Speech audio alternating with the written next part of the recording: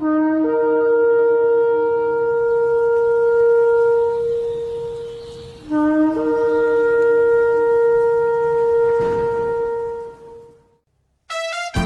morning, Jesus. Good morning, Jesus. Good morning, good morning. Gising sa umaga, hanap-hanap ka. Lulot ang salita mo, nagbibigay buhay. Kasarap namang malaman, may nagmamahal sa'yo. Salamat sa'yo, Panginoon. Walang pagsubok na di mo kakayanin mo. Sa bawat panalangin, ikaw ay diringgin. Ayon sa kanyang pangako, di kanyang iiwan. Salamat sa'yo, Panginoon.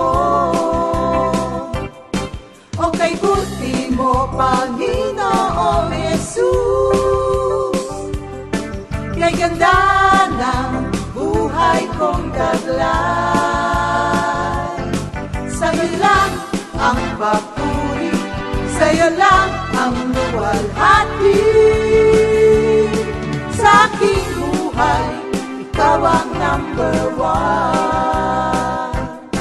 O kay buti mo, Panginoong Jesus.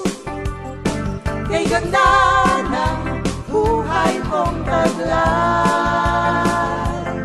Sa'yo lang ang papuri, sa'yo lang ang luwalhati. Sa aking buhay, ikaw ang number one. Sa aking buhay, ikaw ang number one. Sa aking buhay, ikaw ang number one. Gising sa umaga, hanap-hanap ka. Lulot ang salita mo, nagbibigay buhay. Kasarap namang malaman, may nagmamahal sa'yo. Salamat sa'yo, Panginoon. Walang pagsubok na di mo kakayanin mo. Sa bawat panalangin, ikaw ay diringgin. Ayon sa kanyang pangako, di kanyang iiwan. Salamat sa'yo, Panginoon. O kay buti mo, Panginoong Jesus. Kay ganda ng buhay kong taglay. Sa'yo lang ang papuri, sa'yo lang ang luwalhati. Sa aking buhay, ikaw ang number one. O kay buti mo, Panginoong Jesus. Kay ganda ng buhay kong taglay. Sa'yo lang ang papuri.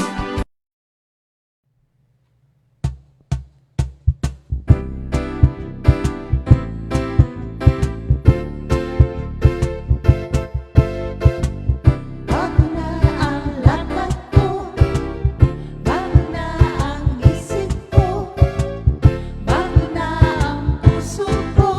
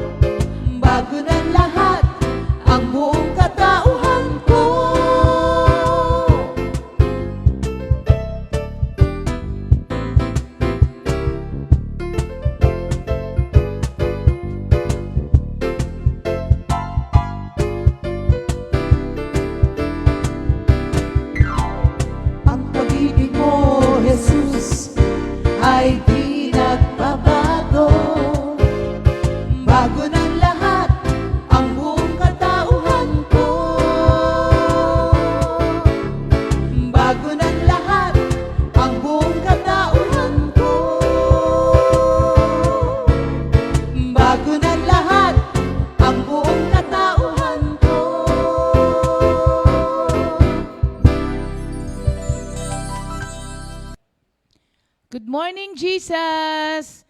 Good morning, good Tuesday morning sa inyong lahat, mga kapatid. Yan, bagong gising ang mga iba sa atin. Magandang umaga. At napakasarap ng tulog ng mga kapatiran natin. Maganda ang panahon na po natin ngayon.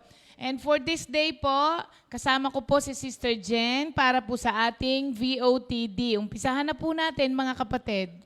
Yan. Good morning, Jesus. It's Chris Talk Tuesday. Ang ating pong BOTD for the day ay matatagpuan po sa 1 Corinthians 12, 4-6. There are different kinds of spiritual gifts, but the same Spirit gives them. There are different ways of serving, but the same Lord is served. There are different abilities to perform service, but the same God gives ability to all for their particular service. So, ang verse of the day po natin na ngayon ay ano po sa akin ni Lord dahil po yung sa service kay Lord. Every day po ng buhay natin, pagising po natin sa umaga, we are called to serve the Lord.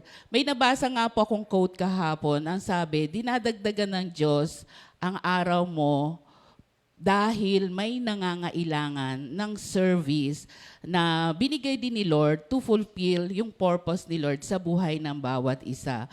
Ito pong binasa ko po, ang historical background po nito mga kapatid, kasi ang Corinthian Church po, pagka tinignan nyo po, sila po ay mayamang church, sila po ay may mga matatalinong tao na church, nakapag-aral, at na makikita po natin dito na pagka ginage mo po ang pagkatao nila, magagaling po silang tao.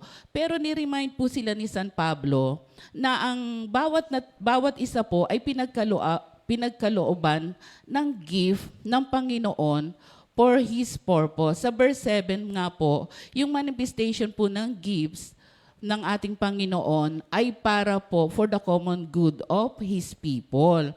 So, pinaalala po ni San Pablo, oy mga kapatid, baka nasusobrahan na kayo, yung gift na nasa inyo ngayon ay hindi talagang inyo, kundi galing sa ating Panginoon. So, minsan po, may mga tao po kasi na nami-misuse, na a-abuse at na-disuse yung mga gifts and abilities na ipinagkatiwala ng Diyos sa kanila. So, ano pa bang ibig sabihin pagka na-misuse? Minsan po kasi may gift ka or may ability to do ka na ipinagkaloob sa iyo ni Lord, pero hindi mo ginamit on spiritual side. Ginamit mo siya for your own gain, for your own, yung satisfaction, ganon, enjoyment. So na-misuse mo yung gift na ipinagkatiwala ng Panginoon. Na-abuse. Bakit po na-abuse? Kasi po, nagagamit din siya sa hindi nagbibigay lugod sa Panginoon. Nadi-disuse. Ano ba yung disuse? Hindi nagagamit. 'Di ba? Nakakalungkot po. Siyempre, pag may gift ka na hindi nagagamit, hindi po matutuwa yung nagbigay sa'yo. Sabi ko nga, ilan na bang mga gifts na natanggap natin na nakalagay lang sa aparador natin? For your eyes only. Di ba? Yung kumbaga nasa satisfied ka pero hindi siya nagagamit. Alam niyo po, naalala ko yung gift sa kasal nung sa pamangkin namin. Siyempre, traditionally, culturally, mahilig po tayong ng mga gifts. Alam niyo po, 15 years na silang kasal, yung baso nila nasa eskaparate. Nung pong ginamit, magpipiesta po yun, nung nilagyan po ng tubig, nabasag. So in 15 years na hindi rin na-enjoy yung purpose ng gift. So dito, pinapaalalahanan tayo ng ating Panginoon na lahat po ng gift, ability, yung pong binigay sa atin na service ng ating Panginoon, it is for His glory at according to His purpose. Pag inisa-isa ko po, yung gift po kasi, from the word charismata, eto nga po yung meron tayong lahat, being charismatic, gifted po tayo ng maraming gifts ng ating Panginoon. Pero mga kapatid, tandaan po natin na hindi po lahat ng gifts meron tayo. Nagmamanifest po ang mga gifts according to God's purpose in our life.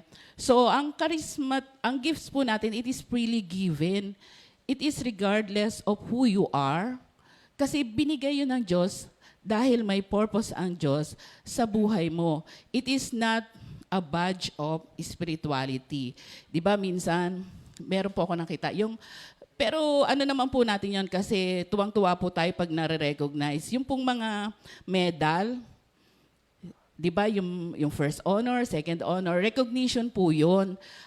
Ang gifts naman po natin, it is not a badge of spirituality. So, ang purpose po ng gift ay to give glory to the Lord. Isa pa po, sabi dito, there are different ways of serving, but the same Lord is served. Kung maalala niyo po, sabi ng ating Panginoong Jesus, I came not to be served, but to serve. Ang service po mga kapatid, it is functioning in the interest of a larger public. Office, ibig po sabihin, ito po yung mga, sa larangan po ng buhay spiritual natin, ito po yung fivefold ministry. Some are called prophets, some are called evangelists, some are called teachers, apostles, pastor. Ayan. So, it is an office. Pagka sinabi pong service, this is not an act of service, but an assignment to serve. So kapag tinawag ka bilang evangelist, magpa-function ka bilang evangelist. Pag tinawag ka sa office ng pastor, magpa-function ka as pastor. So ngayon po mapapansin po natin, MECQ na po tayo uli.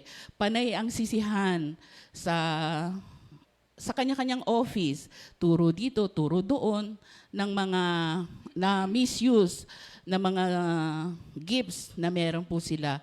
Pero tatandaan po natin mga kapatid, yung pong public office na kinatatayuan po ng bawat isa, bilang tayo nasa spiritual side, we are to pray for them din kasi mahirap po ang nasa sitwasyon ng being a public servant. Pangatlo, meron po dito there are different abilities to perform service, but the same God gives ability. Ito pong service na to, or yung ability to perform, from the word energema. It is an expression of capability and ability. Ito po yung gift na kailangan mo ng energy. Ito po yung mga may malalakas ang muscle, ayan, para magbuhat po ng mabibigat na bagay. Yan. Ito po yung service na to, kasi po minsan, hindi naman po kami magaling mag-preach. Alam niyo po ako, pagka po nagtatawag po sila ni Nang Ria halimbawa, meron po kaming pagluluto pagka New Year, bago mag-New Year, meron pong mga gifted para dun sa pagluluto, doon. Pero lagi kong sinasabi, dun ako sa pagliligpit, sa paghuhugas ng plato, mamaya na ako sa huli. Kasi, syempre, hindi po ako marunong. Minsan nga po, pinaghiwa ko ni Ninang Ria ng sibuyas. Tapos, tuwang-tuwa ako naghiwa. Sabi niya, Jen, mali. Kasi hindi ko gift. Kasi actually, nung bagong kasal po kami ni Pastor Simple, bumili po akong cookbook. Kaya lang po, bilang worker, uuwi po siya ng bahay, nakakain na. So, tinapon ko na si cookbook. Nawala na ako ng interest na doon sa pagluluto. So, ibig ko sabihin, iba't iba yung gift, iba't iba yung ability, iba't iba yung form of service na gusto ni Lord sa atin. Pero ang napakaganda sa lahat, it is one Lord, one God, whom glory is due. Lahat po ng meron tayo ngayon mga kapatid, ito po ay galing sa Panginoon at kailangang ibalik kay Lord kasi we can do nothing apart from Him. Tuwang-tuwa po ako kay Mother Teresa kasi ang sabi po niya, I am a little pencil in the hand of a writing God who is sending a love letter to the world. So, kung hindi ka gifted sa preaching, hindi ka gifted sa music, hindi ka gifted sa technicals, yan, pwede kang maging pencil, sending a love letter to the world. At sabi rin po ni Albert Einstein, the high destiny of the individual is to serve rather than to rule. Yung calling po natin, mga kapatid, as servant of the Lord, we are called to serve and not to rule. Yung rule kasi na sinasabi dito, yung sa mundong kaisipan, yung ruler ka, yung parang tyrant ruler, ganon. Pero ang totoo, you are called to serve. The awareness of our spiritual gift is a blessing for the congregation. Kung mapapansin niyo po, sa lahat po ng mga segment natin everyday, from the eldest ng church hanggang sa youngest, ginagamit po ng ating Panginoon para po saan? For the edification of the body of Christ and to give glory to the Lord. Tandaan po natin, God gives people for service, not for refusal. Ibig sabihin, binigyan ka ng Panginoon ng ganitong talento, binigyan ka ng Panginoon ng ability to work, binigyan ka ni Lord ng kalakasan, not to refuse, sabi nga ni Ninang Ria kahapon, para ma-develop sa atin yung ability to obey, yung awareness to obey the Lord who created us. Kaya po mga kapatid, tandaan po natin, gifted po tayong lahat, pero gamitin po natin ito sa ikaluluwalhati ng Diyos at sa edification ng ating community. Good morning po. Ayan, thank you, Lord. Yung nabanggit mo kanina, ano yun, no? Yung mga functional gifts. Oo. Iba-ibang function po kasi tayo dun sa church. Dito naman po sa Corinthians, ang mga sinasabi naman po rito ay yung mga manifestational gifts. Kagaya ng mind gifts, power gifts, at saka vocal gifts.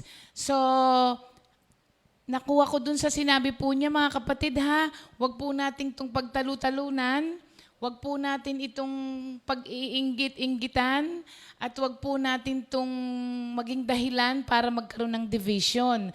Kasi po, dito sa binasa po niya, ni-reiterate po dito ni Paul na wala dapat pride sa mga gifts na ibinibigay sa atin, walang kontrobersya, at wala pong division over spiritual gifts. Unang-una kasi, marami, sabi niya, there are different gifts, but they all come from the same Spirit. Okay, mga kapatid? Ang Spirito po ng Diyos ang nagde-determine kung anong gift ang ibibigay niya sa bawat believer. Hindi ho pwedeng sabihin ng believer, ay, ayoko yan, gusto ko ganito yung gift na ibigay mo sa akin. Hindi po pwede, you cannot earn it, hindi mo siya pwedeng pagtrabahuhan. Ito po ay freely given to every believer.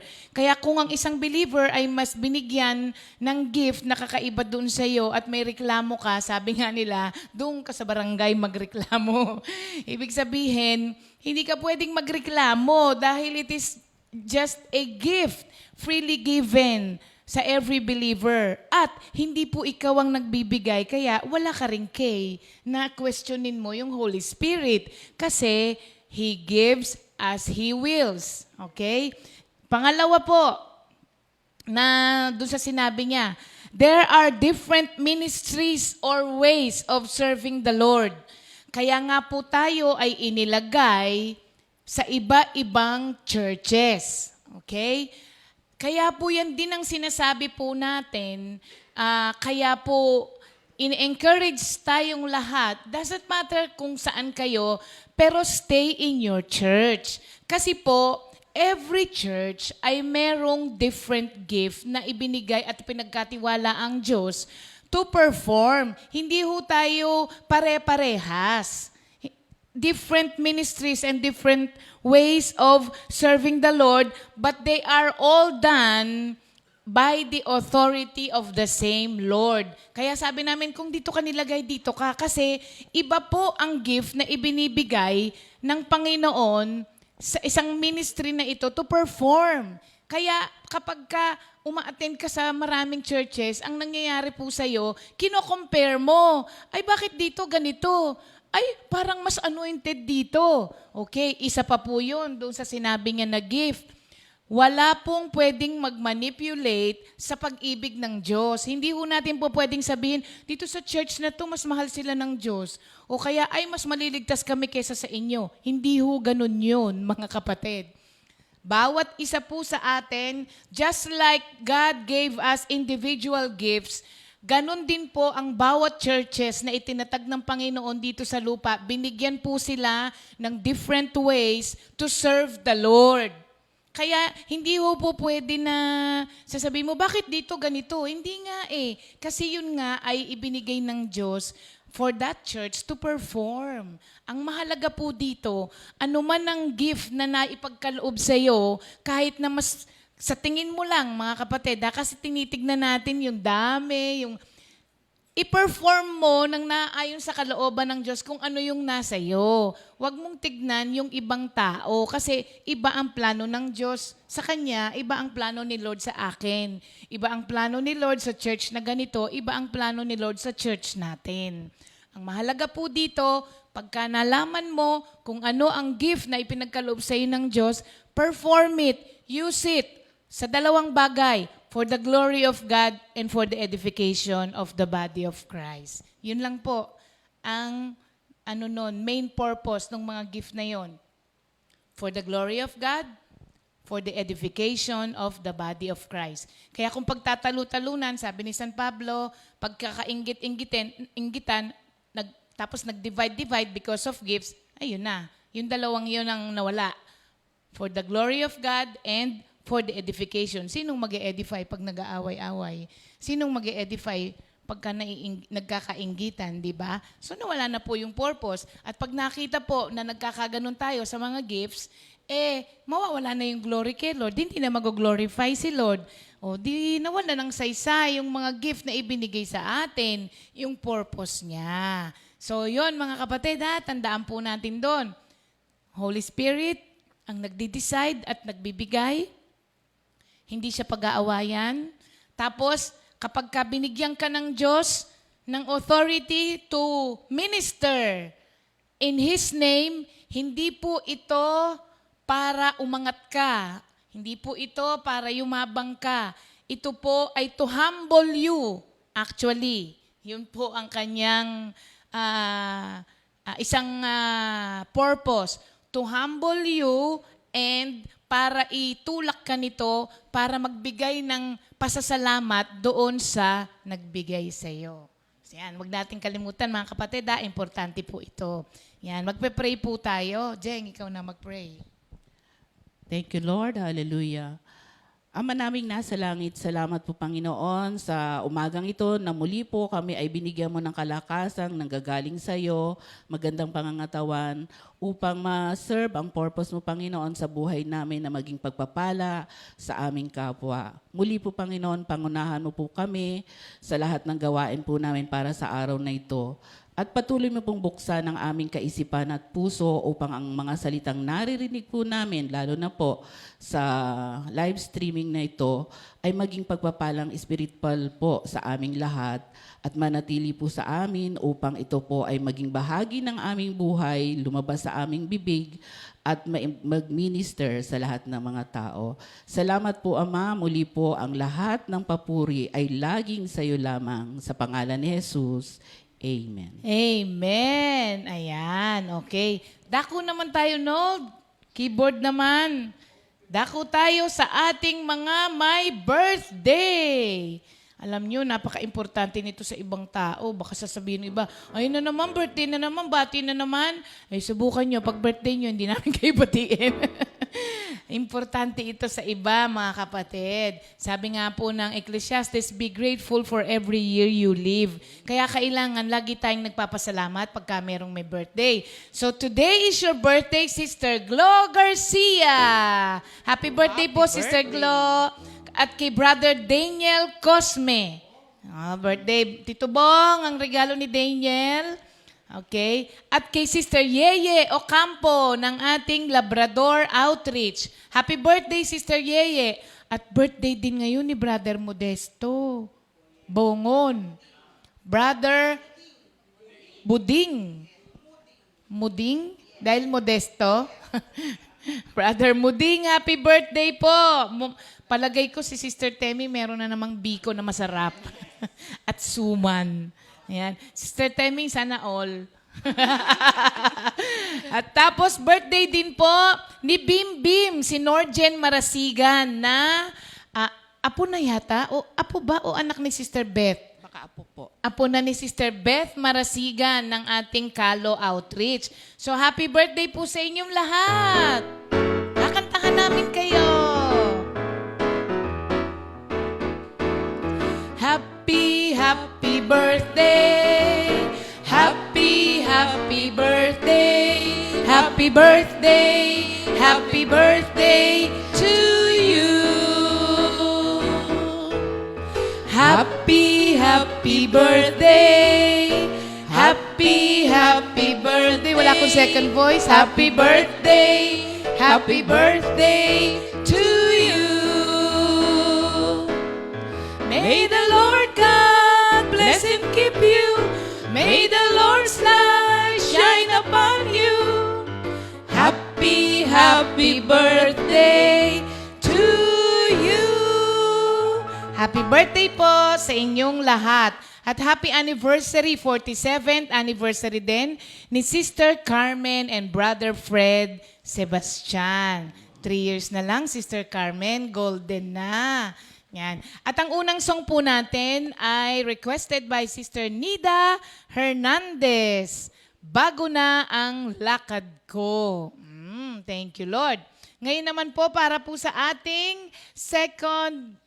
Ay, hindi. Mag-ano muna tayo. Bago tayo pumunta sa ating second song, memory verse muna tayo, mga kapatid. Ang atin pong memory verse for this week ay matatagpuan natin sa Isaiah 23 verse 6. 26 verse 3. Nawala sa memory. Okay, ang nakalagay po doon, you keep him in perfect peace, whose mind stayed on you because he trusts in you. At sa atin pong first week, Sister Jeng, and second week, First week, Proverbs 3, 5 and 6, trust in the Lord with all your heart and lean not in your own understanding. In all your ways, acknowledge Him and He will direct your path. second week, Second week, Matthew 4:4, but it is written, and He said, man shall not live by bread alone, but by every word that proceeds out of His mouth. ayan. At sa third week naman po ay Psalm 119 verse 11, thy word have I hidden in my heart that I may not sin against thee. Ayan, 4 na mga kapatid. Nakaka-4 na po ako. Kayo po, nakailan po kayo? Okay? Ngayon naman po para sa ating second song, ito po ay requested by Sister Rita Manggawang, ating masugid na commentor at laging nagko-comment yan si Sister Rita. Ang song po ay Banal na Pananabik. Uy, may title na tayo ngayon, ha? Hindi ko siya mahulaan dahil title talaga siya. Hindi siya umpisang ano. Okay. Tignan natin kung ano itong Banal na Pananabik.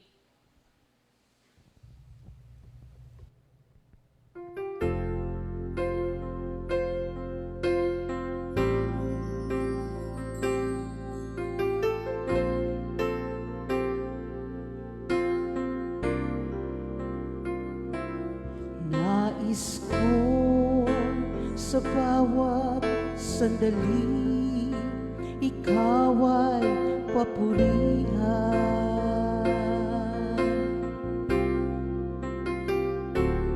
Nais ko sa bawat oras, ika'y pasalamatan.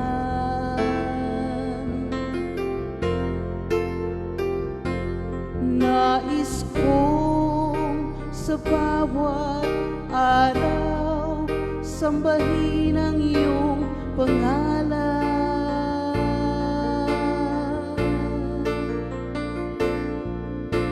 Jesus, hayaan mo ika'y aking paglingkuran.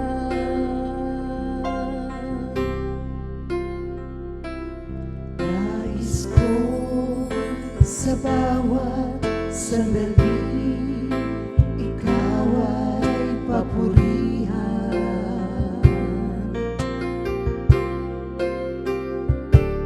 Nais ko sa bawat oras, ika'y pasalamatan.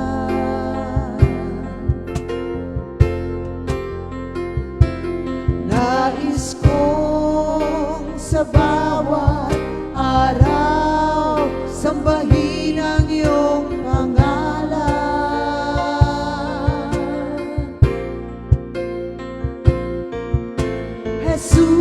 Jesus, hayaan mo, ika'y aking paglingkuran.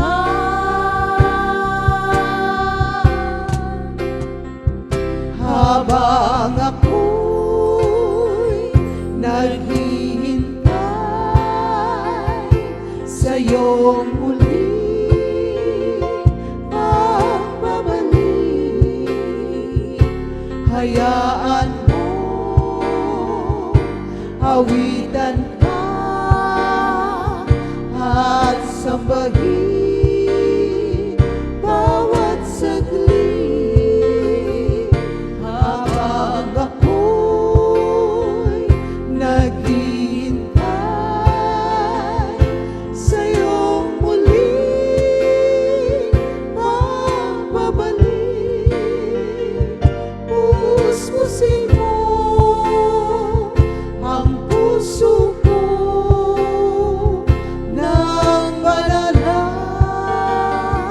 pananabik. Habang ako'y naghihintay sa iyong muling pagbabalik, hayaan mo, awitan ka at sambahin bawat saglit. Habang ako'y naghihintay sa iyong muling pagbabalik, puspusin mo ang puso ko ng banal na pananabik.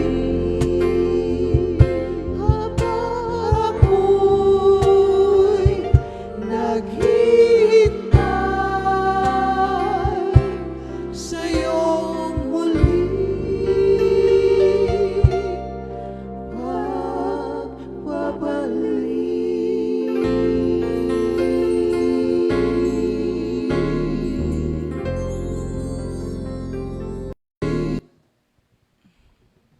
Yan, yung pala yung awitin na yun.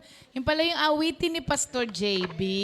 Ah, banal na pananabik. Meron pa palang may birthday, Jeng. Yes. Happy birthday, Sister Bebot Borja. 64th ka na. Ayan. Enjoy your birthday celebration Happy today. birthday, Sister Bebot. Oo. Kay Sister?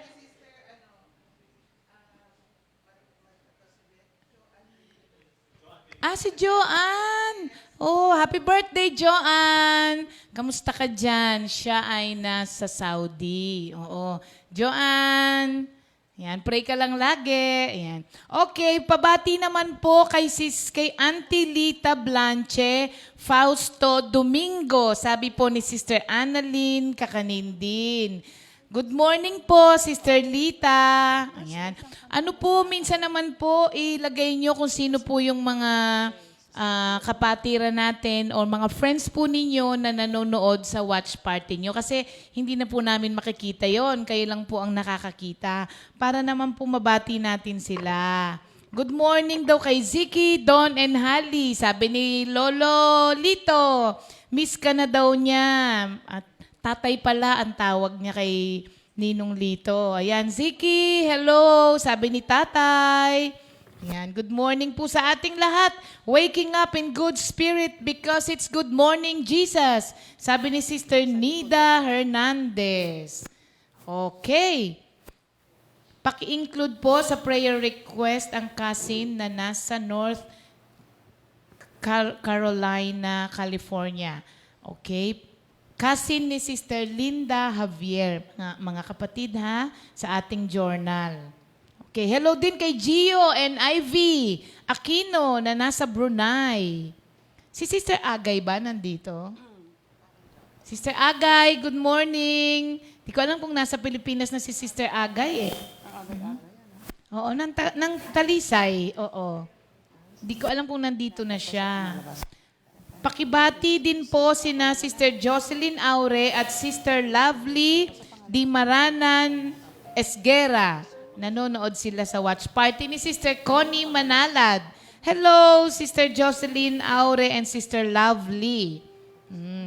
Ganyan po ang gawin natin para naman po mabati po natin sila. Although hindi natin kayang mabati ang lahat, mga kapatid. Okay?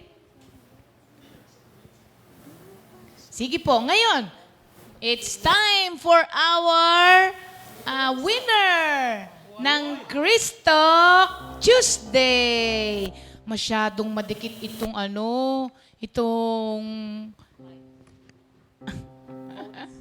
Ito.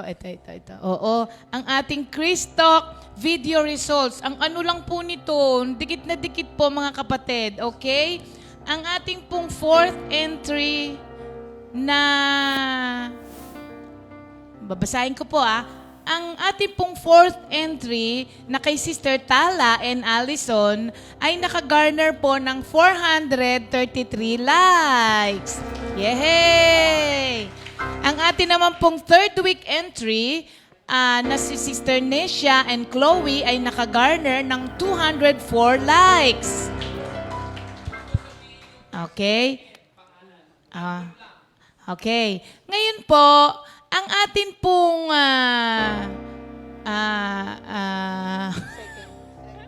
okay. Kasi dalawa po yung leading natin doon sa FB. Nakikita nyo naman yon. So, ang final po, yung isa, ay nakakuha po ng 1,917 likes. Yung isa naman po ay nakakuha ng 1,933 likes. Okay? As of 12 noon yesterday. Okay? Yun po ang basahin ko na lang po yun sa leading. As of 12 noon yesterday, ang isa po ay nakakuha ng 1,933 likes. Ang isa naman po ay 1,917 likes. So, 16. Difference of 16 likes. Okay? Meron bang na-disqualify na na like dahil hindi siya like? Meron din? Ay, sayang. Parehas sa dalawa. Marami daw pong na-disqualify dun sa dalawa kasi maraming hearts. Okay? Tinitignan din po rito ang ating pagsunod sa instruction. Sabi po likes, okay? And the winner is the entry that garnered 1,933 likes ay ang entry po ng Borja Kids. Ayan. Pangalawa po ang Gelido Kids na 1,917 likes. Ayan. Thank you, Lord po. Ang tignan po natin dito, ang dami po nating na-evangelize through this Christalk. Imagine niyo po yung dami ng tao na naabot. Karamihan po dito, alam ko, ay hindi rin natin members. Ito po yung mga friends, tas friends ng mga kamag-anak. Yun po ang purpose natin kung bakit po natin ito ginagawa. Hindi naman po ito paligsahan. Ang gusto lang po natin dito, mag-move tayo. Gumawa tayo ng mga pamamaraan, sariling pamamaraan natin kung paano po natin maipalaganap ang salita ng Diyos through this Christalk. at maibigay rin po natin ang message out there na maski ang mga bata ay kayang magpuri sa Panginoon. Na instead of kung ano-ano yung ginagawa sa FB, di ba? Ito na po ang ginagawa nila. Kaya, congratulations! May isang sakong bigas kayo, Borja Kids! Uy, in fairness naman po sa mga Borja Kids, every day. Alam niyo, pag pinapanood namin yung gabi-gabi, sabi ni Pastor Alex, lumaki na tong mga batang to sa Kasi parang nung una, si Jeff ang tumutugtog. Ngayon, si Seiya na. Ganun na katagal na lockdown tayo. 5 months. 5 months na. Every day. Oo. Every Diba? day na nagpo-post. Every day. Walang yun. Walang mintis po yun, mga kapatid. Every day sila. Tapos, nag-evolve na sila into, loob. meron ng scripture. Opo. Oo. Tapos, wala na yung tatay nila para mag-accompany kasi si Seiya na mismong nag-accompany. So, nakikita natin yung growth nila dito sa nangyari na ito. Thank you, Lord po.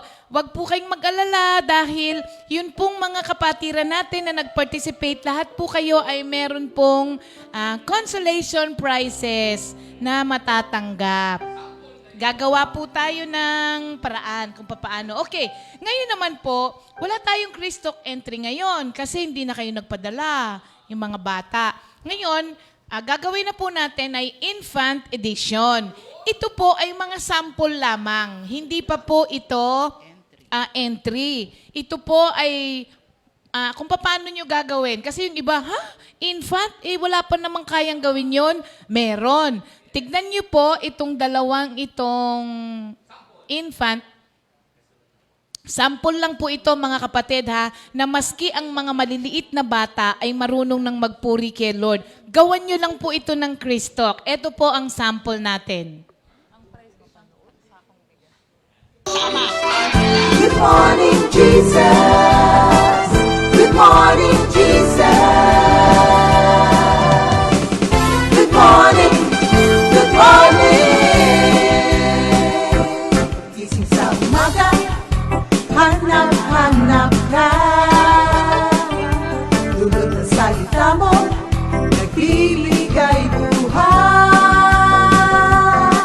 Kasarap na mga lamang, may nagmamahal sa'yo. Salamat sa'yo, Panginoon.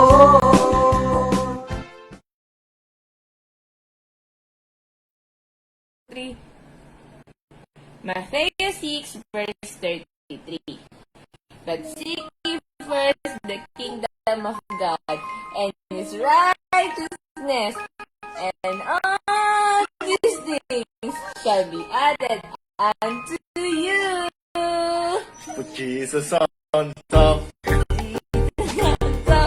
blessing won't stop. and blessing won't stop. Put Jesus on top, Put Jesus on top, blessing won't stop. and blessings won't stop. If you seek first the kingdom of God and His righteousness, and all these things shall be added unto you.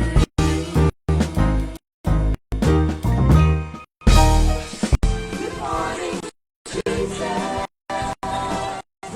Good morning, Jesus. Good morning.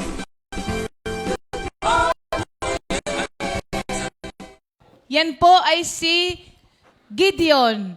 Si Gideon na walang kaalam-alam na pinaglaruan ng mga magulang. Ang parents po niyan ay si Brother Greg at si Sister Zendy. So nakita niyo po mga kapatid, maski mga bata, pwede na po. Isa pa dyan ang ating original na Good Morning Jesus Boy, si Jacob, hindi ba? So, starting this week, begin sending your entries for the infant edition. Greg, gawan mo ng si Gideon, ha? Ayan. At yung mga pinakita natin, yun po ay mga sample lamang. Pero magpapadala pa sila ng mga entries nila. And for our last song, Sister Jen. Ayan, dahil birthday po ni Mami Glo ngayon, siya po ay may request granted. Mami Glo, andiyan ka ba? Ayan. Ang kanya pong awit na request ay awit ng pagliligtas.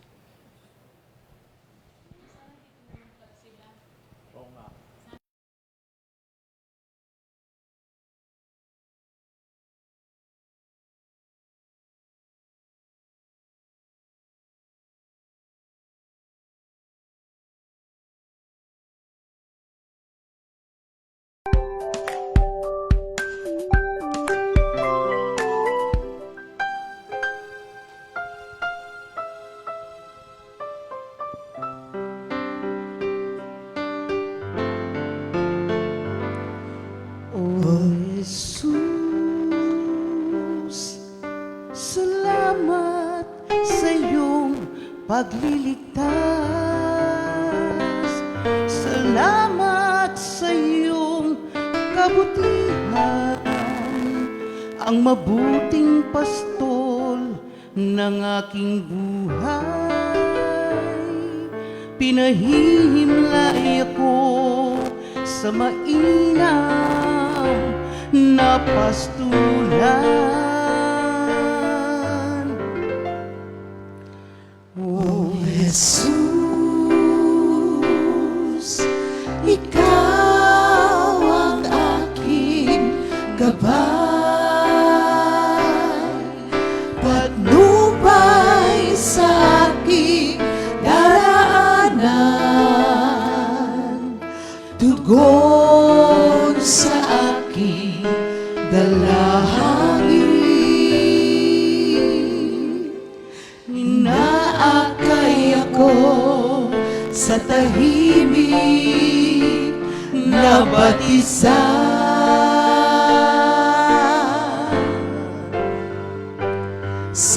Sasambahin kita, Panginoon, papurit parangal para sa iyo lamang. Kadakilaan mo'y ihahayag, anumang dani o dako ng mundo. Sasambahin kita, Panginoon, papurit parangal para sa iyo lamang. Kadakilaan mo'y ihahayag,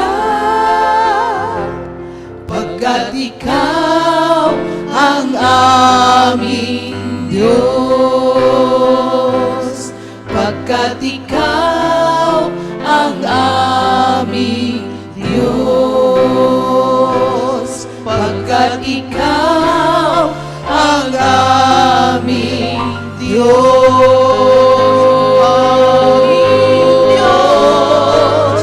Aming Diyos.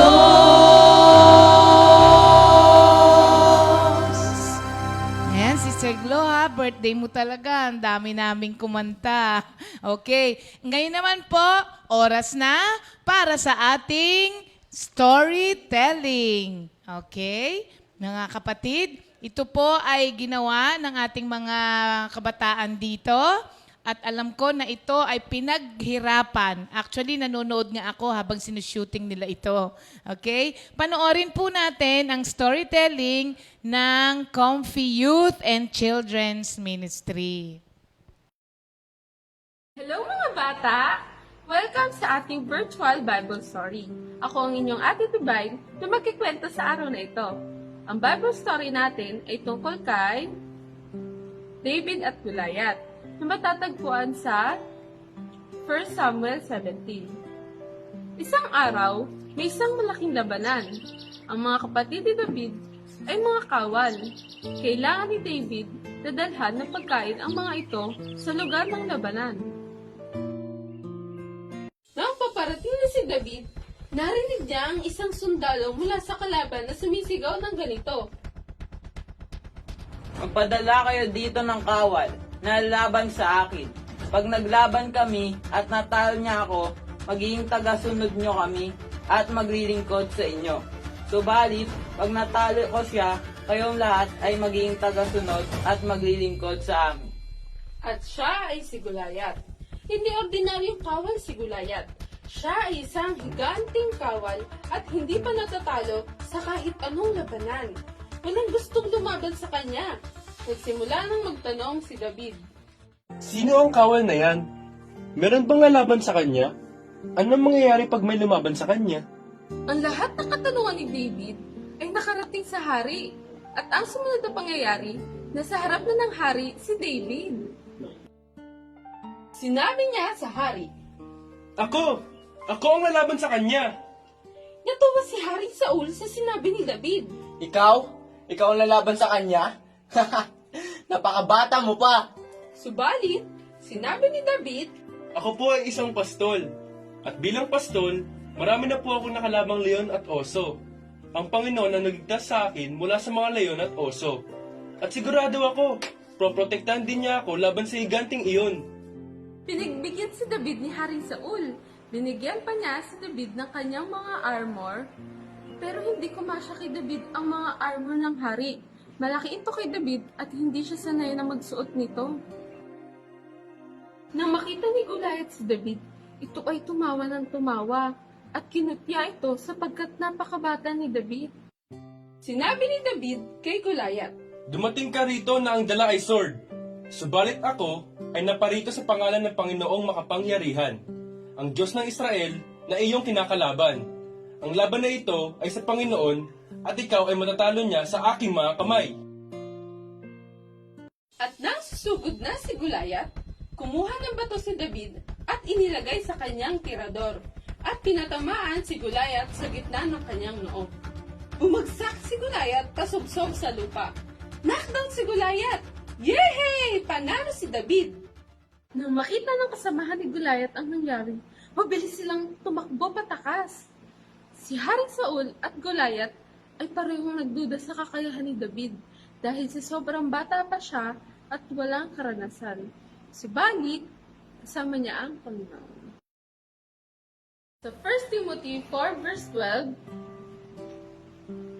Don't let anyone look down on you because you are young, but set an example for believers in speech, in conduct, in love, in faith, and in purity. Hindi nangangahulugan na dahil ikaw ay bata, ay hindi ka magagamit ni Lord.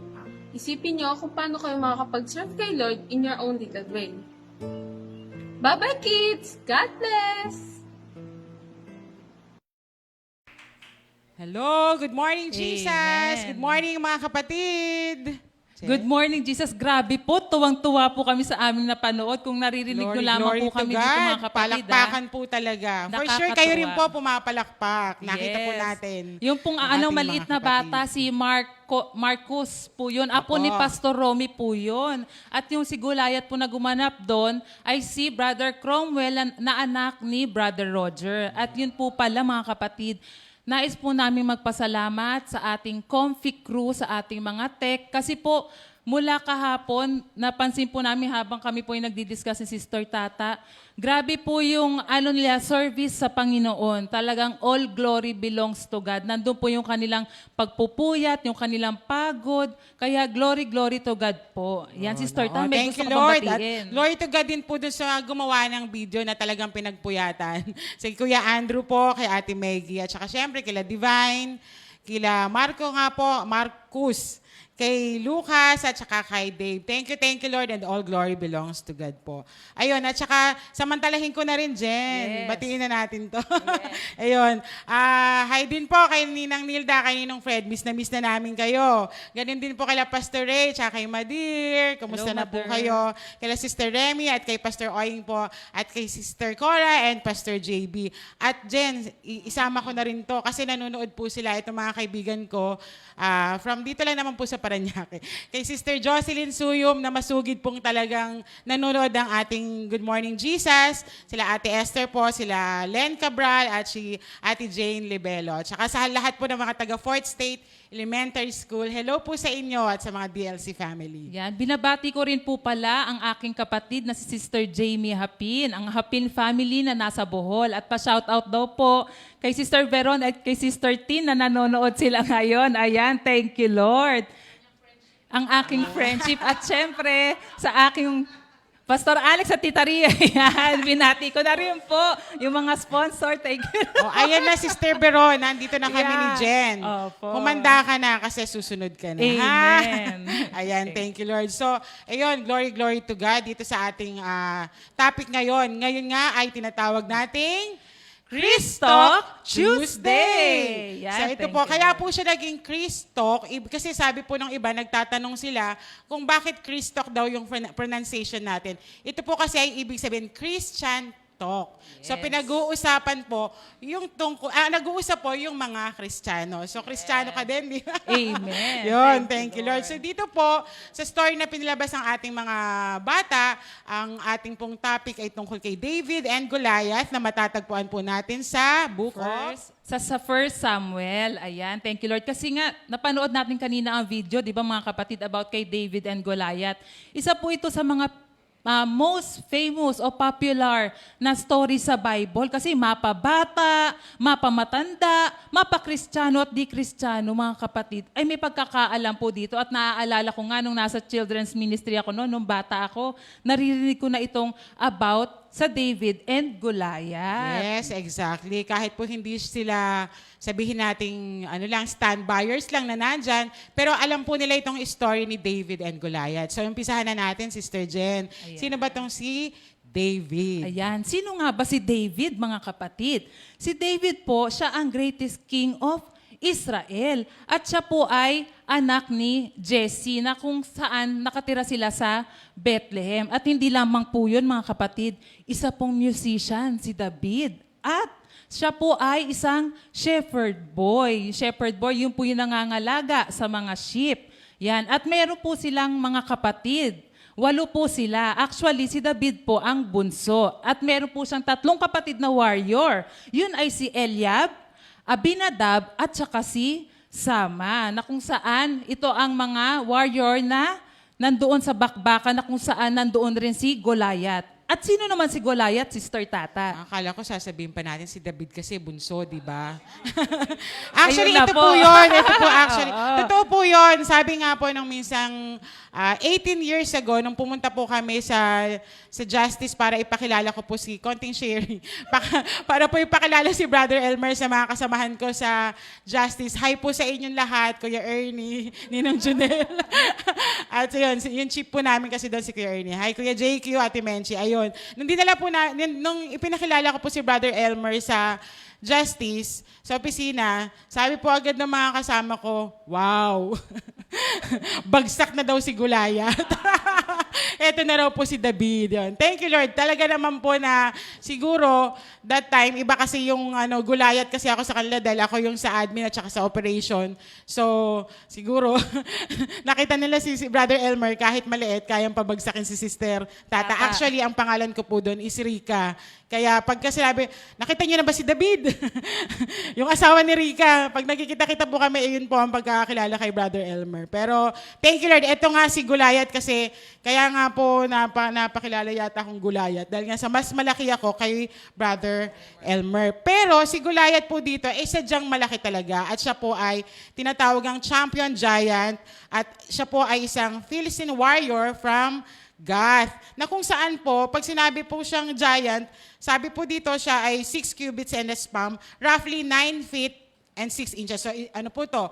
Meron po nagsasabi na 6 feet and 6 footer to 9 footer. Ito ba yun nga po. Yun ang kanyang laki. So sa laki, tapos yung usual height po ng mga tao 5'4" lang, ganun di po ba? So titingalain talaga siya. Ito po ang nakakagulat dito kay Goliath talaga.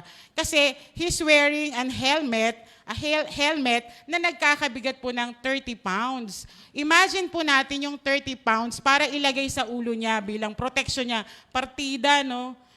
Giant na siya, tapos ang helmet niya, 30 pounds pa. Kung ano pa yung yari nun, di ba? Parang nilagay mo siguro ang bigat ni Dwayne. Oo, kasi bigat ni Dwayne. Ilang patong na itong Nilagay 30 pounds si Dwayne o si Dave o pinatong sa ulo ni ni Goliath. Idagdag nyo pa po yung scale armor niya para suotin niya. Imagine nyo po, pasok po yung timbang ko para suotin itong si Goliath.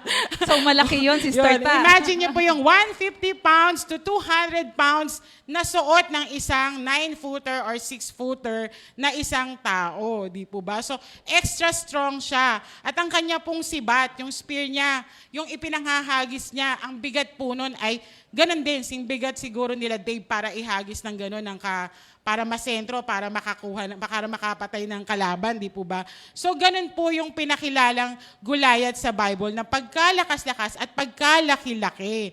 So, imagine po natin, knowing David na napakabata during those time, ang lakas po ng loob niya na lumaban. Ano ba nangyari dito sa story, Sister Jen? Ayan, umpisa natin doon sa verse 20, di ba? Yun yung time na maagang gumising si David at siya'y iniwanan niya ang kanyang mga tupa para mapagalagaan. Ngayon, si David, nagdala siya ng mga pagkain sa kanyang mga kapatid at pinatanong ng kanyang tatay na kamustahin ang kanyang mga kapatid. Ngayon, si David nagpunta na siya sa battlefield. At yan na nga, nakapagdala na nga siya ng mga pagkain. At syempre, bali-balita na yan sa kanila kasi for 40 days na 40 lumalabas. 40 days Pasok. po yung battle na yon. Opo. So, walang tumatanggap. Lahat ng Israelita natatakot dahil nga, di ba, ayon sa description ni Sister Tata. Every day kasi naghahamon dito si Goliath. For Goliath. 40 days, naghahamon siya sa mga taga-Israel Israelite. na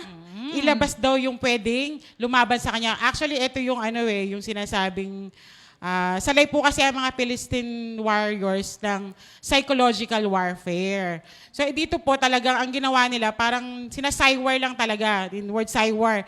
Yung mga isipin mo may giant na sila, pinalakad-lakad lang, tinakot po nila. So takot na takot ngayon tong mga Israelites. Yes, talagang takot na takot sila kasi nga kung titignan natin, sa armor pa lang na suot, talo na sila. Kumbaga sa ating panahon high-tech nga na tinatawag. Pero sila, di ba, maliliit sila, nagkaroon sila ng fear. Yun ang unang pumasok sa kanila. So, yung kanina nga sabi, ano yung nag-trigger kay David na labanan si Goliath? Pero unang-una doon, inalam muna ni David kung ano yung 3 gantimpala na nakapaloob doon. Di ba, Sister Ta? Curious siya.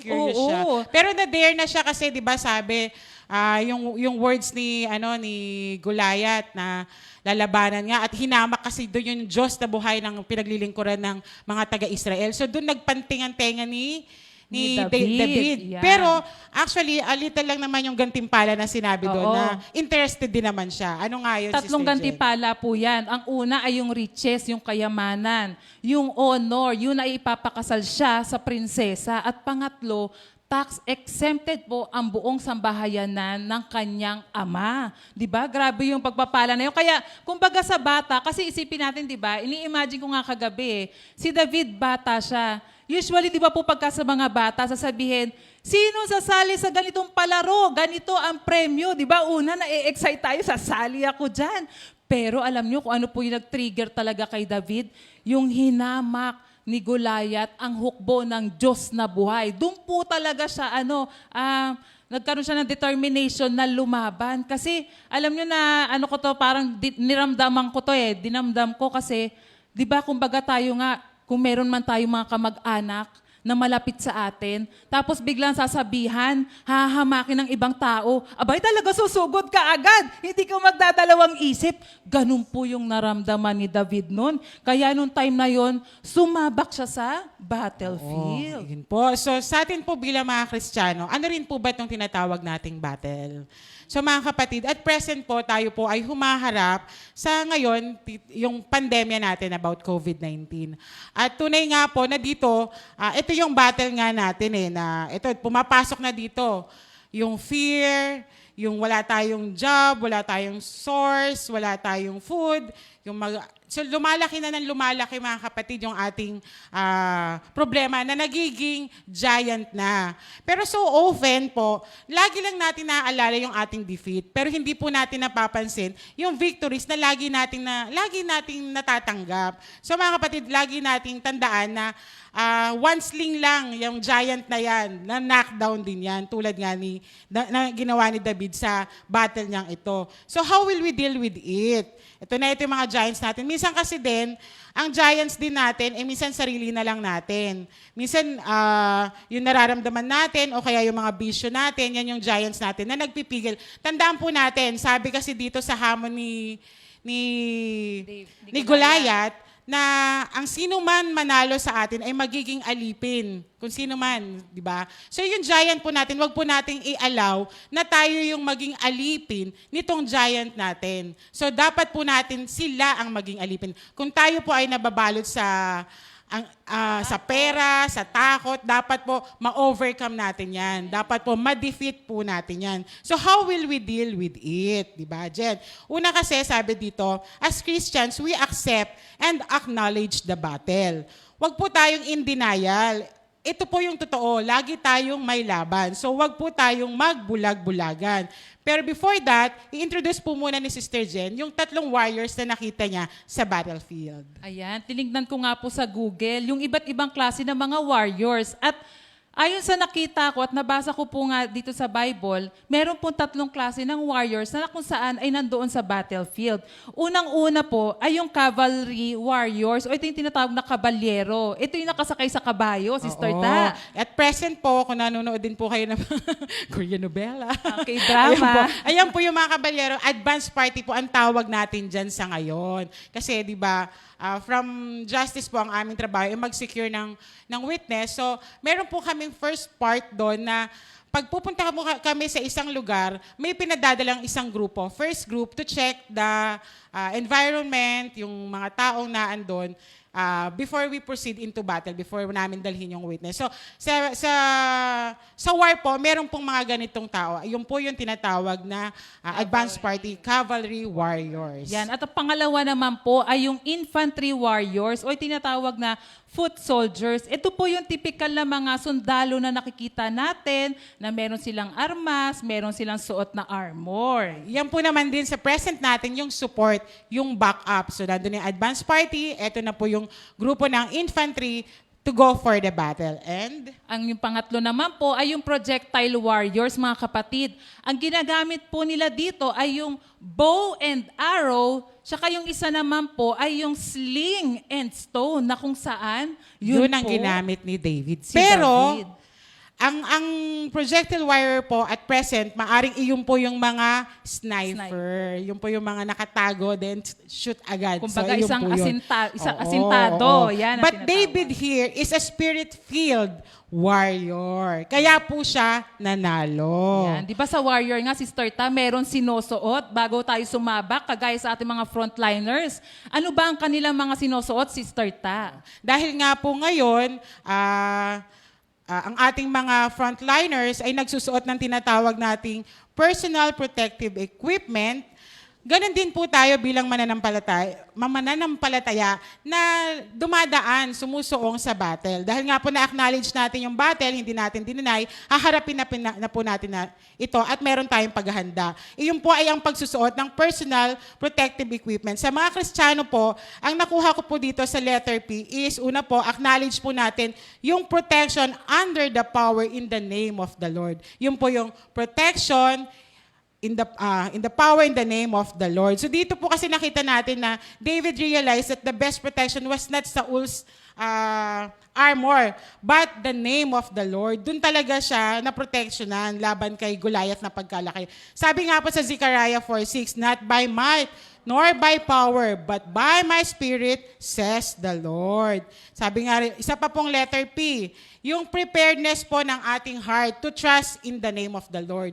Kung andito na po yung ating, na-acknowledge na po natin yung power, yung protection ni Lord in the name of the Lord, andito na rin po yung paghahanda natin sa puso natin na anumang circumstances, na anumang opposition, andun yung trust natin sa Panginoon. Kasi dinanas din dito ni David yung laban na to, kasi kung tutuusin, kumbaga sa mundo, tawag sa laban na to underdog, 'di ba? Kasi lamang na kitang-kita na yung kalamangan ni Goliath kay David. And yet, kaya siya naging well-known dahil nga natalo ni David. So ang letter E naman po is yung equip with God's word. Sabi nga po dito, and instruction, yung promises ni Lord. Pagka meron kang kapag-asahan sa pangako ng Panginoon, hahanapin mo din yung instruction niya, di ba? Yung word niya everyday. So, lagi tayong mag-aaral, magbabasa ng salita ng Diyos. Sabi nga po sa Proverbs 30, 5 and 6, every word of God is pure. He is a shield to those who put their trust in Him. So, Jen, may idadagdag ka? Ano nga po ba ang naging character ni David para siya ay manalo kay Goliath? Yun po ay ang kanyang determination and courage. Di ba kung iisipin man natin, nakakatakot talagang labanan kung sa physical natin, di ba, na makikita si Goliath. Parang sa ating Kristiyano, we live by faith and not by sight. Hindi po tayo nabubuhay kung saan yung nakikita natin ay puro takot, puro malalaki. Bagkus doon tayo sa ating pananampalataya sa Diyos. Kasi kung iisipin natin kung lalaban tayo kay Goliath, parang humihingi na tayo ng death wish natin. Di ba? Parang yun ang sa totoong buhay talaga. At saan siya humugot ng lakas ng loob? Ito po yung nakita ko. David trust God and have faith in God. Di ba yung ating verse of the week na nakaraan, yung Proverbs 3, 5 to 6, trust in the Lord with all your heart, never rely on your own understanding, and Never in all rely your, on your understanding. what you think you know. Yan.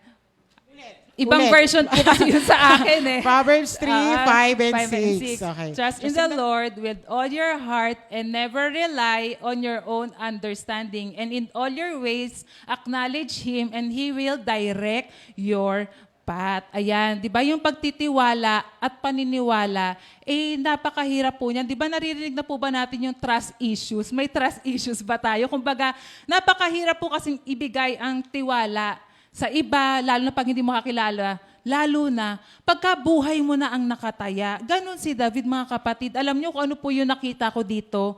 May relasyon siya sa Panginoon. Na gano'n na lamang ang relasyon niya sa Panginoon, kaya may confidence siya na humarap na kahit anong pagsubok ang pagdaanan niya. Kasi di ba siya ay shepherd boy? So sabi nga niya dito kung meron man daw aatake sa kanyang mga sheep na oso at leon, kung iisipin natin, ang laki-laki ng oso. Naalala ko po nung nagpunta kami ng vegan, ang laki po ng oso at yung leon. Nakakatakot, baka nga mamaya isang ganun pa lang sa atin, matakot na po tayo, di ba? Pero alam nyo, nakita ko po dito yung David's total dependency on God. Kasi wala po talaga tayong ibang aasahan kundi ang ating Panginoon. Lalo na po ngayon, mga kapatid, tayo po ba'y nagtitiwala sa ating Panginoon? Yung totoo po, lalo na yung ganitong pinagdadaanan natin na pandemic, ang dami po natin pinagdadaanan. Maging sa pinansyal, sa ating kalusugan, at ating mga frontliners, kami po ay nagpapasalamat din sa inyo dahil sa walang sawa na talagang pagtulong sa ating mga mamamayan. Di ba mga kapatid, sa totoo lang, minsan niisipin mo, saan ka kukuha ng pambayad ng ganito? Ako nga, parang na-allergic na ako kay Judith. Kilala mo si Judith? Yes. Ayan, ayoko daw. Minsan, di ba, pagka narinig mo na si Judith, parang kakabahan ka na. Pero alam nyo, 2 tao nakita ko dito. Yung isang tao, tumitingin sa isang telescope at yung isang tao naman tumitingin sa magnifying glass. Minsan kasi ang akala natin sa problema ay pagkalaki-laki na kasi ginamit natin ang magnifying glass. Why not use telescope para makita lang natin yung exact view? Kasi minsan akala natin yung problema natin ay pagkalaki-laki na. Kaya nga po kami dito sa Comfy, lubos po kami nagpapasalamat kasi 'di ba kami po ay well provided ng ating Panginoon sa mga blessing. Kasi kung iisipin po natin, ay talaga pong napakaraming gastusin. Pero si Lord po laging nandyan. At saka nabasa ko nga yung kaninang pinost ni Brother Dave na 'di ba sabi niya, MECQ na naman daw. Parang ang mundo ay out of control na. Pero pinapadanas Kasi tayo walang ng public Panginoon. vehicle pag MECQ. Oo. So, ang allowed lang pong lumabas, yung mga bibili ng essentials. Yes. At yung mga ipasses. So, reminder lang din po yun. Kaya inaalaw ni Lord tayo na dumaanas tayo ng mga ganitong pagsubok para malaman po natin that God is in full control. And before we proceed po, batiin po muna natin si Sister Pita Ingente ng happy birthday. May lung cancer po siya sa stage 4. Salamat daw po sa mga kapatiran na walang sawang nagdarasal para sa kanya. Friend po ito ni Sister Pauling Asansa. At binabati rin po namin si Brother Ben and Sister Chris Melanio of Delano. At thank you rin po for watching Sister Elizabeth Evangelista, Sister Ofel Ilagan and Olivia T. Guzman. Hello din po kay Brother Bing and Sister Vicky Tabora of Agoo, La Union. Hello po. Ayan, Kumusta sabi po ni kayo Sister dyan? Jamie, thank you Lord po kay Sister Marita Macguar. Yan, thank you Yes, Lord sa opo. Hope Ya Like It. Di ba? Yun. Another pagpapala na naman Yan. na. Aba, Panginoon, we would like meron to take din ako our Jen. Wings of Love ni Brother Ian. Ayan, thank you Lord. At Ayan, Sister, thank tabatik you, na Lord. tayo. Ayun, diba? Sa akin, magko-conclusion na ba Oo. tayo? O, pag-usapan muna natin, ipasok na rin natin itong significant of 5 smooth stones. Pero nai-excite na rin po kami kasi thank you Lord, nalalabanan namin yung battle. Ayun po. Una nga po, yung first 2, Jen, share mo nga itong tinawag. Yung ginamit ni, yung dala-dala ni Brother David, ni David. Ni David na 5 stones sa pouch. Kasi ang dala niya lang sa battle is yung kanyang sling at saka yung pouch na may laman na 5 stones. So ano po ba itong sinisignifies ng 5 stone na dala ni David? So Jen, yung Thank number you, Lord. 1. Unang-una po doon ay yung faith. Di ba? Napakahalaga po ito sa buhay ng Kristiyano. Yun po ang sinisignify ng isang bato. Kasi yan pong faith, isa po yan sa pillar ng ating Christian life. Kasi kung walang pananampalataya, hindi po talaga siya susugod. Kasi wala siyang backup, kundi ang ating Panginoon lang. Sabi nga remember that the giant in front you is bigger than the God behind me. Than my God behind me. At yung pangalawa po, yun yung ating, thank you Lord. Ating obedience. Ito yung first law of the gospel, through obedience. We exercise the principle of faith. Di ba kung makikita natin sa pagsunod ni David, at yung right timing na papuntahin ni Jesse si David sa labanan. Kasi kung hindi susunod dun si David, gaano katagal kaya magiging alipin, di ba? Ang Israelita mula sa Pilisteo. Oo, at ganun din po yung pangatlo po. So, Philistine. yung una po, faith. Pangalawa pong bato is yung obedience. Ding na ding, no? Darna na darna, no? Ayun, faith po, obedience, at ang pangatlo po yung service. So, ito po yung service. Ito po yung nagtutulak sa pananampalataya at ma-exercise yung, masunod yung obedience, kumbaga. Ito po yung, is an action associated with faith and implemented of obedience. So pangatlo po yung service. So mawawalan po ng power yung faith and obedience pag hindi po ito na-exercise, hindi po na-put into service. So yun po yung pangatlo na dala ni David. So ang pang-apat po is yung prayer. Ito po talagang matibay po talaga to. David went to meet Goliath with a prayer in his heart. Balikan po natin yung sinabi rin ng mga bata sa 1 Samuel 17:45, sabi dito, sumagot si David, ang dala mo'y tabak, sibat at pantusok. Ngunit lalabanan kita sa pangalan ni Yahweh, ang makapangyarihang Diyos ng Israel na iyong hinahamak. Iyon po yung prayer niya na talagang lalaban siya with prayer po. So with all prayer each day, we will be defeated. So requirement po sa ating mga Kristiyano ang patuloy na manalangin. At ang panglima po, ito po yung Holy Spirit, na pong siya ang kasama ni David sa laban na to. Ganon din po sa ating mga Kristiyano. Patuloy po tayong tanggapin yung Holy Spirit. Alam niyo po kasi, malalaman po natin kapag wala yung Holy Spirit sa atin. Andito po yung uneasy tayo. Hindi tayo makapag-behave wisely. Pero pagka ang Holy Spirit is within us, tulad ni David, nag-behave siya wisely. Talagang ang ginawa niya, naging siya at hindi na po, di ba kasi tinanggal niya nga rin yung armor ni nasuot ni Goliath kasi hindi siya at is doon. Sabi nga dito, di ba? It is no good putting on someone else's armor. Yes. We are most effective when we are being ourselves. Kung ano po yung gusto ng Panginoon na gawin natin, iyon po ang ating dapat gawin. Yan. Tsaka meron pa nga ako, Sister Tana, na dito, kumbaga nakita ko na, do not hear what God does not say. Minsan po, ito yung nagiging problema ng tao dahil sa kung ano yung naririnig na sabi-sabi. Di ba, doon nung time na naglalaban, sinabi nila na si Goliath, malaking tao yan. Si Goliath, champion yan. Ganito yan, nakakatakot kahit saan mo iharap yan. Talagang nananalo at ang mga kasangkapan na suot niyan at talagang sinasabing high-tech. Pero mga kapatid, ano po ba ang mga giants natin today?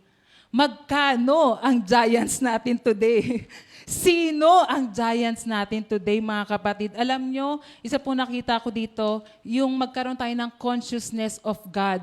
Huwag po ang consciousness of man. Kasi ang consciousness of man, ang dala po nito ay pagkatakot o fear. Pero pagka tayo naman merong consciousness of God, ang dala po nito ay faith. Kasi 'di ba sa tao ang lagi sasabihin niyan, ay talunan ka, ay kawawa ka, ay wala akong pera, ay hindi ko kaya to, hanggang dito lang ako, hanggang sa na-paralyze ka na lang. Don't let the devil control you, mga kapatid. But bagkus tayo'y maging conscious of God, na kung saan tayo ay victorious, tayo ay healed, tayo ay provided, we are loved. Mga kapatid, it's your choice po. Kasi nga, di ba sabi sa sa Isaiah 54 verse 7, di ba?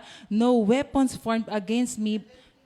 54:17, yan mga kapatid, no weapons formed against me. So walang kahit anumang sandata ang makakatalo sa atin kasi alam natin na nandyan ang Panginoon. Kaya don't feed on negative words, mga kapatid, but feed ourselves sa word of God, of what God says about you and who you are in Christ. So position ourselves, mga kapatid. Tayo'y anak ng Diyos, hindi tayo talunan. Tayo ay victorious. Amen. So tulad nga po ng ating nasabi ng ating mga kapatid sa video, yung ang kanilang conclusion.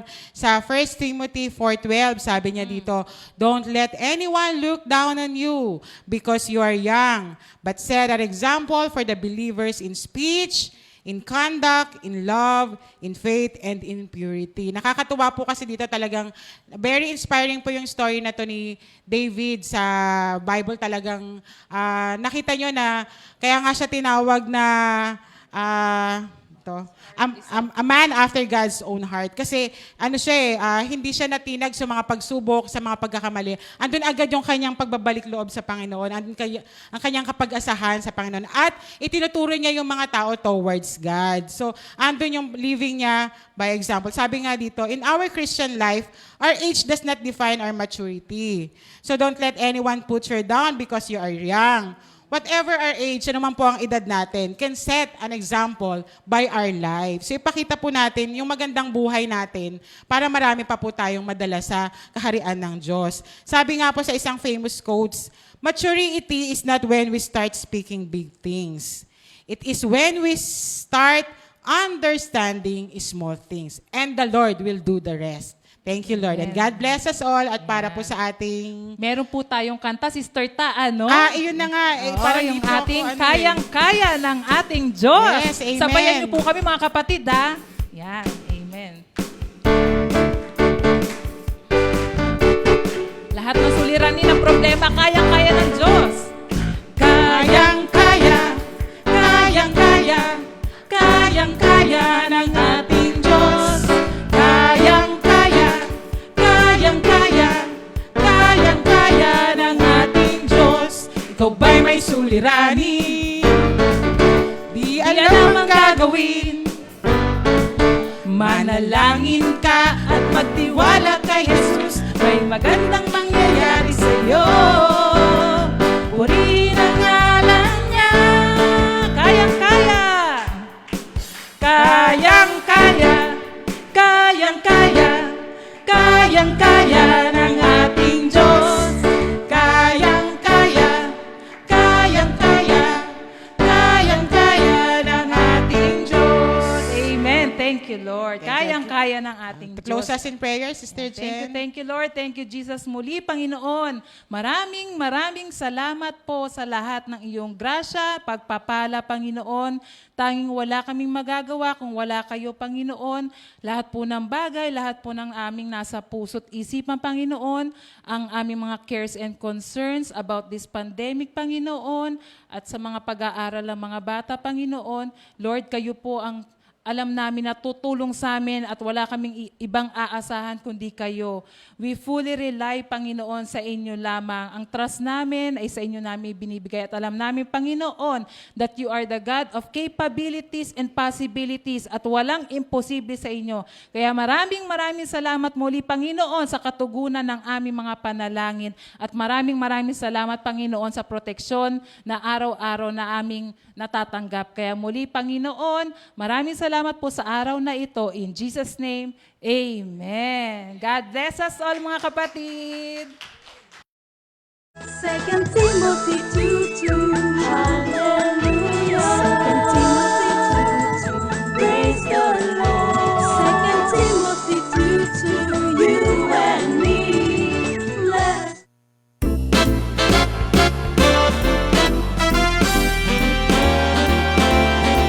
Walang katulad ang pag-ibig niyo. Walang katulad ang pag-ibig niyo sa amin. Walang katulad ang pag-ibig nyo. Walang katulad ang pag-ibig nyo. Walang katulad ang pag-ibig niyo. Walang katulad ang pag-ibig niyo sa amin. Walang katulad ang pag-ibig niyo. Walang katulad ang pag-ibig niyo. Laging handa sa pagtulong, panalangin niyo'y laging tinutugon. Laging handa sa pagtulong, panalangin niyo'y laging tinutugon. Siksik-liklik, umaapaw, sa inyo ay ibibigay. Kung ano ang tinanim, siya nyo rin ahihin.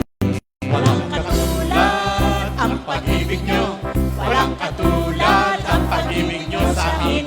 Walang katulad ang pag-ibig nyo. Walang katulad ang pag-ibig nyo. Laging handa sa pagtulong, panalangin nyo'y laging tinutugon. Laging handa sa pagtulong, panalangin nyo'y laging tinutugon. Siksik-liklik, umaapaw, ang sa'yo ay ibibigay. Kung ano ang tinanim, siya mo rin aanihin. katulad ng iyo. Walang katulad ang pag-ibig nyo sa amin. Walang katulad ang pag-ibig nyo. Walang katulad ang pag-ibig nyo. Handa sa pagtulong, panalangin nyo'y laging tinutugon. Laging handa sa pagtulong, panalangin nyo'y laging tinutugon. Umaapaw ang sa inyo ay ibibigay. Kung ano ang itinanim, siya nyo ring aanihin. Walang katulad ang pag-ibig nyo. Walang katulad ang pag-ibig nyo sa amin. Walang katulad ang pag-ibig nyo. Walang katulad ang pag-ibig nyo. Walang katulad ang pag-ibig nyo. Walang katulad ang pag-ibig nyo sa amin. Walang katulad ang pag-ibig nyo. Walang katulad ang pag-ibig nyo. Walang katulad ang pag-ibig nyo. Walang katulad ang pag-ibig nyo sa amin. Walang katulad ang pag-ibig nyo. Walang katulad ang pag-ibig nyo.